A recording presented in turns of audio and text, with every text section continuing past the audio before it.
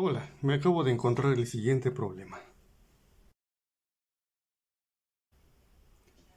Ok, ¿qué es lo que tenemos? Tenemos dos partículas cargadas que están interactuando en este arreglo.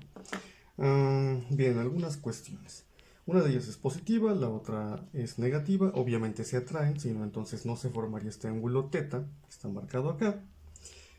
Y bueno, ahí tenemos los valores, 2 microcoulombs, 1 microcoulomb, una distancia de 20 centímetros que ya sabemos que podemos convertir bien fácil a metros dividiendo esto entre 100. Nos quedaría 0.20 metros. Ajá, entonces ahí tenemos la distancia de separación entre estas esferitas. Luego tenemos la masa de una de ellas, que es la que está colgando de este hilo, que son 80 gramos, que si lo queremos pasar a kilogramos simplemente tenemos que dividir este valor entre 1000 o recorrer el punto que está aquí, 3 lugares hacia este lado, que sería la izquierda, y nos quedaría 0.08 kilogramos. Entonces aquí tenemos datos importantes ya convertidos. ¿Qué es lo que nos está pidiendo? El problema nos está pidiendo pues qué tan grande es este ángulo teta. ¿Cómo lo vamos a resolver? Bien simple. Lo primero que tenemos que hacer es un diagrama de cuerpo libre centrado en esta esferita. Así es como queda nuestro diagrama de cuerpo libre y es bastante simple de explicar. Recuerden, siempre tratamos de poner primero el peso, que es una fuerza bastante fácil de ubicar, porque la mayoría de las veces, bueno, no la mayoría de las veces, siempre de hecho, va verticalmente hacia abajo, no importa el tipo de situación, entonces es muy fácil ubicarlo y dibujarlo en nuestro diagrama. La segunda cuestión, bueno, obviamente este peso es el peso de la partícula que estamos trabajando. La otra simplemente lo que provoca es esta desviación del hilo, ¿no? Realmente no es tan importante en el sentido de nuestro diagrama de cuerpo libre. Nos aporta más información lo que podamos nosotros anotar sobre esta partícula con masa de 80 gramos. Bien, vamos a borrarle este punto para no confundirnos. Bien. La segunda fuerza que ponemos es la fuerza de atracción electrostática entre Q1 y Q2, que está dada por la ley de Coulomb, que también ya conocemos, entonces esa la vamos a trabajar un poquito más después. Y la tercera fuerza que tenemos acá es la tensión en el hilo, que lo que hace es sostener justamente esta partícula para que no se vaya y se pegue con la carga 2, ¿no? Entonces, así de simple. ¿Por qué la dirección de esta fuerza F hacia la derecha? Recuerden que estamos hablando de la fuerza que está actuando sobre la partícula positiva. Esta se siente atraída por la carga 2, entonces evidentemente está siendo jalada en ese sentido. Por eso la dirección que tiene esta cosa. Mismo caso para la tensión, que va dirigida directamente sobre el hilo o la cuerda que esté sosteniendo el objeto y bueno, yendo hacia arriba. Ok, aparece un misterioso ángulo alfa por acá, que es justamente el ángulo que se forma aquí con respecto a la horizontal y que bueno, nos va a ser bastante útil para poder determinar las componentes de la tensión T. Si bien no es el ángulo que nos están pidiendo, porque de hecho nos están pidiendo teta, está muy relacionado con él. Este es un triángulo rectángulo el que se forma por acá. Me estorba un poquito el dato de la masa, pero bueno, se pueden imaginar cómo está este triángulo, ¿no? Y bueno, es muy simple ver que teta y alfa sumados nos tienen que dar 90 grados. Entonces, si yo encuentro alfa con algún procedimiento que desarrolle por acá, voy a poder determinar teta muy fácilmente restándoselo a 90 grados. Pero bueno, cuando llegue el momento lo vamos a hacer. Por ahora no nos preocupamos tanto, simplemente pues ahí lo marcamos y nos va a servir, eso sí, para poder marcar nuestras componentes de la tensión. Aquí tendríamos la tensión en X, porque está sobre el eje vertical, y aquí la tensión en Y. Perdón, este era el eje horizontal y este el eje vertical. Recuerden que para nosotros son muy importantes las componentes porque de ahí vamos a sacar las ecuaciones para resolver el problema. Vamos a aplicar nosotros la primera condición de equilibrio, que dice algo muy simple. La suma de fuerzas en X me tiene que dar 0 y la suma de fuerzas en Y también me tiene que dar 0. Esto es porque nuestra partícula no tiene ningún tipo de aceleración. Entonces por eso podemos decir a usted acá. Bien, ahora lo que vamos a hacer es plantear estas ecuaciones en algo que tenga que ver o que esté relacionado justamente con lo que puse en mi diagrama. Es muy simple. Para la suma de fuerzas en X Lo único que voy a hacer es anotar las únicas dos fuerzas que tenemos en el eje X, que en este caso son la fuerza de atracción y la tensión en X. Lo podemos poner de la siguiente manera. Fíjense cómo solamente tengo dos fuerzas y si quiero que me den 0, las magnitudes deberían de ser iguales, porque van en sentidos contrarios. Eso es algo que tal vez aprendieron en suma de vectores. También es bastante simple de entender. Entonces si una tira para la derecha y otra para la izquierda, y esto me está diciendo que tienen que anularse cuando sucede eso, entonces la consecuencia inmediata es que sus magnitudes pues son iguales, ¿no? Entonces tendríamos F tiene que ser igual a TX. Así de simple, esta tiene que ser igual a esta. En el caso de Y ocurre básicamente lo mismo. Las dos fuerzas tienen que cancelarse, entonces necesariamente tendríamos que MG tiene que ser igual a TY. Por otro lado, esto de acá se ve un poco confuso, pero realmente no es nada del otro mundo. Ya hemos visto en otros ejercicios que estas componentes en X y Y tienen formulitas muy simples que dependen justamente de ángulos que están medidos con respecto al eje X. Entonces nosotros podríamos traducir a la tensión en X como el producto de la tensión por el coseno del ángulo alfa. Siempre y cuando ese ángulo alfa esté medido con respecto al eje X. Si estuviera medido con respecto a Y, sería otro problema, pero bueno, ya veremos en algún momento algo de ese estilo. En el caso de la tensión en Y, es básicamente lo mismo, pero usando la función seno. Entonces, estas dos expresiones de acá las voy a meter aquí y me van a quedar dos ecuaciones nuevas que me van a ayudar a resolver mi problema. Por comodidad y por cierto truco que voy a aplicar, voy a escribirlas en otro orden, no se espanten, no pasa absolutamente nada. Voy a empezar con esta ecuación que es la suma de fuerzas en Y y voy a escribir primero a la tensión en Y como T seno de alfa. Esto igual a mg. Simplemente la escribí en otro sentido, no pasa absolutamente nada. Para el caso de X voy a hacer exactamente lo mismo, tendríamos T coseno del ángulo igual a la fuerza de Coulomb, que todavía no desarrollo, de momento sí la voy a dejar. Y voy a aplicar el mismo truco que apliqué en un video anterior, en donde simplemente voy a tomar estas dos ecuaciones y las voy a dividir. Como si le pusiera yo aquí imaginariamente una rayota. A lo mejor no es lo más bonito del mundo, pero funciona bastante bien el truco. Entonces, ¿qué es lo que tenemos? Si divido tensión entre tensión, pues esta desaparece, y qué bueno, porque de hecho yo no conozco el valor de esa fuerza.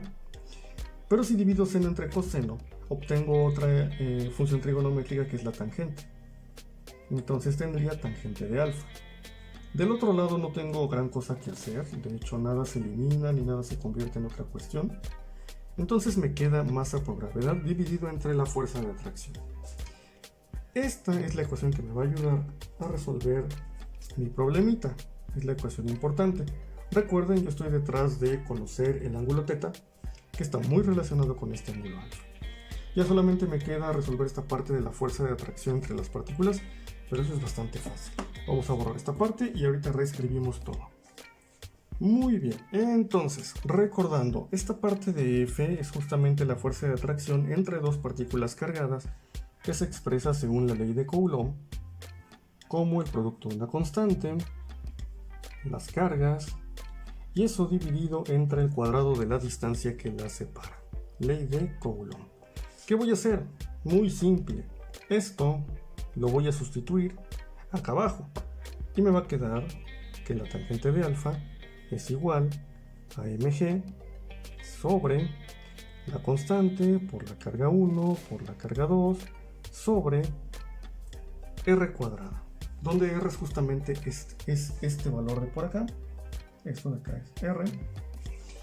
Y bueno, ya tenemos aquí un montón de datos que ya conocemos para poder encontrar alfa, pero vamos a dejar un poco más bonita la ecuación antes de hacer el despeje final.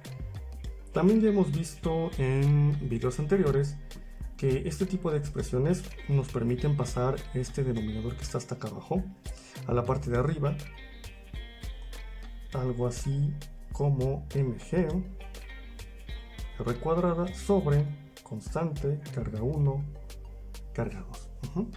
Así de sencillo. Entonces, si yo quiero conocer el ángulo alfa, lo único que tengo que hacer es sacar la tangente inversa de ambos lados de mi ecuación, lo que me va a dejar que alfa, es decir, acá simplemente desaparece, es igual a la tangente inversa. Aquí está. Algunas personas la llaman la arcotangente. Aquí es cuestión de gustos. A mí me encanta esto de la tangente inversa. No me gusta el término arcotangente, pero es simplemente, vamos, son gustos, ¿no? Cualquiera de las dos es correcta, no pasa absolutamente nada. Entonces tenemos aquí mgr cuadrada sobre k por q1 por q2. Ok, un poco chueco, pero ahí está bien. Listo. Ya tenemos entonces la expresión para determinar el ángulo alfa, que nos coloca muy cerca de encontrar el ángulo teta. ¿Qué es lo que tenemos que hacer ahora? Simplemente sustituir. Listo, ya tenemos nuestra sustitución y bueno, simplemente es poner los valorcitos que ya tenemos por acá. Las notas de siempre, evidentemente todo lo puse en unidades del sistema internacional, metros, kilogramos. En el caso de los prefijos, recuerden, los prefijos son muerte, no podemos ponerlos en las sustituciones. Bueno, tal vez en algún caso extraño, pero de repente no se me ocurre alguno. Acuérdense que el prefijo micro significa por 10 a la menos 6, ahí está, perfectamente bien colocado. ¿Qué pasa con las unidades? Es bien simple. Aquí por ejemplo tenemos coulombs por coulombs, que me harían coulombs cuadrados, que se cancelan bien fácil con estos de acá, entonces adiós. Acá en la parte de arriba tenemos metros al cuadrado, que son metros cuadrados, y acá abajo también tenemos metros cuadrados, entonces también hasta nunca. En la parte de arriba tenemos kilogramos por metro sobre segundo cuadrado. Eso es newtons, porque es masa por aceleración. Lo pueden sacar de la segunda ley de Newton. Y bueno, esos newtons que están arriba se cancelan con los newtons que están abajo. Lo normal al momento de estar calculando un ángulo en un problema es que la parte de adentro, el argumento de, por ejemplo, una tangente inversa, sea adimensional. ¿Qué quiere decir? Que no hay unidades adentro. Si adentro, al momento de hacer ustedes un problema, ya sea de este tipo o de otro tema, les queda alguna unidad, seguramente eso está mal. Y van a tener que revisarlo para ver qué es en lo que se equivocaron, ¿no? Entonces, normalmente en estos cálculos de funciones trigonométricas inversas, acá adentro no debe de haber unidades. No les deben quedar metros, no les deben quedar newtons, no les deben quedar kilogramos, cualquier cosa, ¿no? Siempre debe de ser esta parte adimensional. Bien, el resto es simplemente meter esto a la calculadora. Y bueno, así de rápido como lo metemos a la calculadora, podemos sacar nuestro resultado. Lo voy a poner tal vez en otro color. Vamos a ponerlo en azul, si es que todavía pinta. Bueno, por acá lo vamos a poner. Alfa nos va a dar aproximadamente 60.17 grados. Ahora, ese no es el ángulo que me pidieron. El ángulo que me pidieron es teta, pero bueno, yo sé que teta y alfa sumados me deben dar 90 grados. Por lo tanto, teta va a ser lo que le falte al ángulo alfa para hacer 90 grados, su ángulo complementario, que también más o menos les va a dar 29.83 grados. Este ángulo sería nuestra respuesta. Vamos a ponerlo tal vez con rojo, que ya no pinta tan rojo, pero bueno. Y listo. Ahí tenemos el ángulo que hay, o más bien que forma este hilo al momento de colocar estas cargas justamente a esa distancia. Vieron que es súper sencillo. Normalmente en este tipo de problemas suele pedirse también la tensión.